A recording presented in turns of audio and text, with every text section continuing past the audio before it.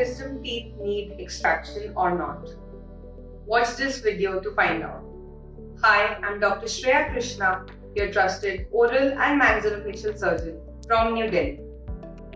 आज मैं आपको बताऊंगी कि जो आपकी माउथ में विजडम टीथ इरप्ट होते हैं after the age of 20 years old, क्या सब केसेस में हमें इनको एक्सट्रैक्ट कराना पड़ता है या कुछ ऐसे भी केसेस हैं where you can leave it safely.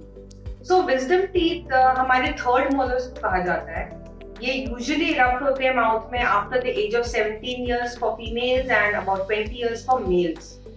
Now because आज हमारी ह्यूमन रेस प्रोग्रेस हो रही है, एवोल्यूशन हो रहा है, हमारे जो जॉस के साइज हैं वो छोटे होते जा रहे हैं, बट जो हमारे दांत के साइज है एंड दांत के नंबर है वो सेम रहा है over the years and centuries. इसी वजह से हमारा जो लास्ट टूथ टू इरप्ट होता है which is the third molar, उसको स्पेस नहीं मिलती इरप्शन के लिए और जगह पे आने के लिए. बिकॉज उसको जगह पे आने के लिए स्पेस ही नहीं बचती है. दैट इज वाई बहुत फ्रीक्वेंटली आजकल के टाइम्स में वो आधा टेढ़ा इरप्ट होता है. सो बहुत बार वो आधा अंदर होता है जॉ बोन के, आधा बाहर आ जाता है. बाहर भी अगर आधा आया होता है तो वो स्ट्रेट इरप्ट नहीं होता, वो किसी ना किसी डायरेक्शन में इरप्ट होता है. And because of this reason wisdom tooth के साथ रिलेटेड बहुत सारी प्रॉब्लम्स होती हैं because it is not erupted into the mouth in its normal position of a tooth. बहुत रेयर केसेस में जिसमें आपका विजडम टूथ नॉर्मली इरप्ट हो गया है एंड सेम लेवल पे है बाकी दांतों से एंड उसमें कोई डिजीज नहीं है, उन विजडम टीथ को बिल्कुल भी एक्सट्रैक्शन की नीड नहीं होती. जो पार्शियली इरप्टेड विजडम टूथ होते हैं, जो एंगुलेशन पे आते हैं, आधे अंदर आधे बाहर होते हैं, very often and most often then not उनमें एक्सट्रैक्शन रिक्वायर्ड पड़ जाती है. And here I will tell you the reasons for it. Number one, because वो अबनॉर्मल एंगुलेशन पे होते हैं, उनमें कैविटी फॉर्मेशन उस दांत की बहुत ज्यादा इंक्रीज होती है, उनमें गम डिजीजेस की चांसेस बहुत ज्यादा होती है. एंड थर्ड, उनका नेगेटिव इम्पैक्ट बगल वाले दांत में बहुत ज्यादा होता है because food impaction becomes very easy in abnormally angulated teeth. So ये एक बहुत कॉमन रीजन होता है for extracting the teeth.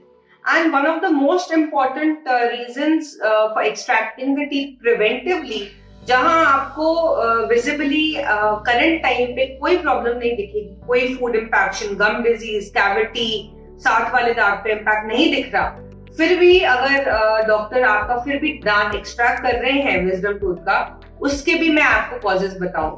First cause है कि ये दांत अगर बहुत ज्यादा जॉ बोन के विद इन है एंड ज्यादा बाहर नहीं आया है, इन दांतों में सिस्ट फॉर्मेशन भी कॉमन होती है.